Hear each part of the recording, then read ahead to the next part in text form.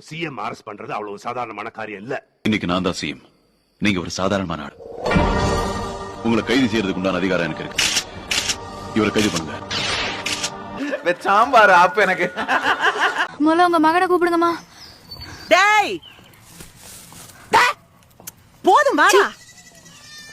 ஏப்பா பாரு திங்க பேல. விசாரணைக்கு அழைத்து செல்லப்படுகிறார் எதிர்க்கட்சி தலைவர் உதயநிதி ஸ்டாலின். நேற்று தஞ்சையில் விவசாயிகள் போராட்டத்தின் போது அவர் பேசியிருந்தது சர்ச்சையாக இருந்த நிலையில் அவர் மீது 6 பிரிவுகளில் வழக்கு பதிவு செய்யப்பட்டிருக்கிறது. அது தொடர்பாக அவர் விசாரணைக்கு அழைத்து செல்லப்படுகிறார். இது நம்ம லிஸ்ட்லயே இல்லையே. அடேங்கப்பா. 4 ஆணி கோணி போட்டு வீதியில படுப்பவனோ பாட ஏறி போகும் நாள் வரும். மா சுப்பிரமணியம் அவரிடம் குளித்துக் கொண்டிருக்கும் போது ஒருவர் கைது செய்வது மனித உரிமை மீறல் என்கிறார். துணியை போட்டுட்டு வாங்க, அப்படியே கைது பண்ணாதானங்க மனித உரிமை மீறல்.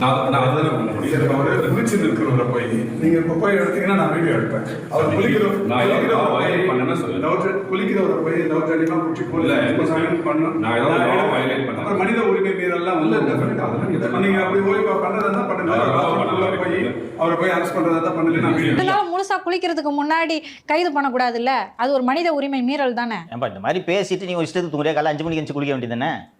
9 மணிக்கு வராங்க, 9 மணிக்கு போய் குளிக்க போற. காவல்துறை அதிகாரிகள் அங்கே போகும்போது காலை கடனை முடிக்காம எப்படிங்க உதயநிதி ஸ்டாலின் அவர்களால் வர முடியும்? நீங்க பாட்டுக்கு தஞ்சாவூர் வர கூட்டு போறீங்க அப்படின்னு சொல்லி அவர் காலை கடன் ஒரு 1/2 மணி நேரம் 20 நிமிஷம் ஏதோ அதே ஓடிட்டு இருந்துச்சு அப்படின்னு சொல்றாங்க.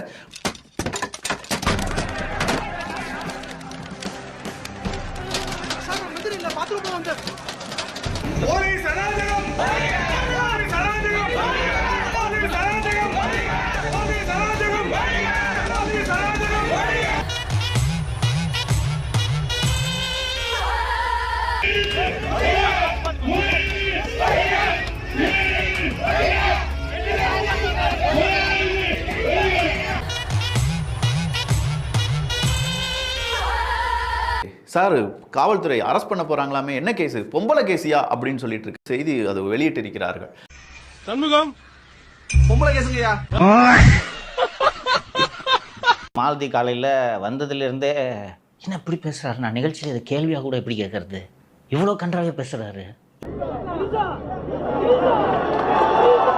எந்த தண்ணி வருதோ இல்லையோ அந்த தண்ணி வரணும். ஒரு நடிகை பேரை சொல்லி கத்துறாங்க கூட்டத்தில் இல்லையா? இந்த உதயநிதி மூஞ்சில் ஒரு புன்முறுவல் வந்துச்சு பார்த்தீங்களா? கவனிச்சிங்களா? அந்த கரடிக்கு அந்த பேரை கேட்டோன்னே ஏன் அவ்வளோ ஆனந்தம்? முகம் தகன்னு மின்னுது. அப்படி என்ன ஒரு ஆனந்தம் அந்த கரடி முஞ்சனுக்கு. நீ ரசிக்கிறாரு ரைட்டா? இது முதல் முறை அல்ல.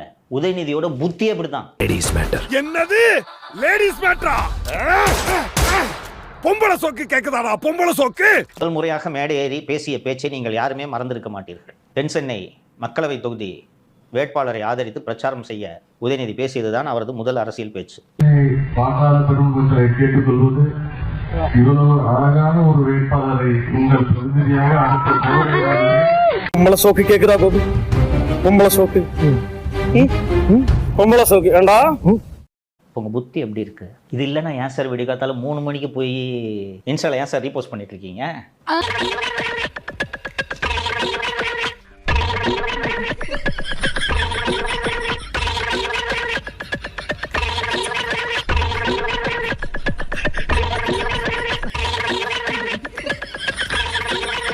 அவ்வளவு வெறி மாப்பிளைக்கு.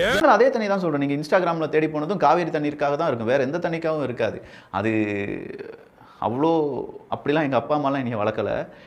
இவன் மூத்தரத்தை கூடி அப்ப கூட உனக்கு புத்தி வராது. சமுதாயத்துல மிகப்பெரிய ஒரு சலசலப்பு ஏற்படுது. இனிமே இதை கரெக்ட் பண்ணிப்பாரு, இந்த மாதிரியான தவற பண்ண மாட்டாரு நான் உள்ளபடியே நினைச்சேன் சார். இதுதான் மாலதி அவர்களின் அடிப்படை குணம், அடிப்படை புத்தி. கருணாநிதி நானாவது எய்ம்ஸ் வச்ச கல்ல காட்டினேன். இங்க ஒருத்தர் பல்ல காட்டிட்டு உட்கார்ந்துருக்காரு பாருங்க. Totally unfit for politics madam. ஒரு பிரைவேட் கம்பெனில எல்லாம் உதயநிதி ஸ்டாலின் வாட்ச்மேனை கூட எடுத்துக்க மாட்டாங்க.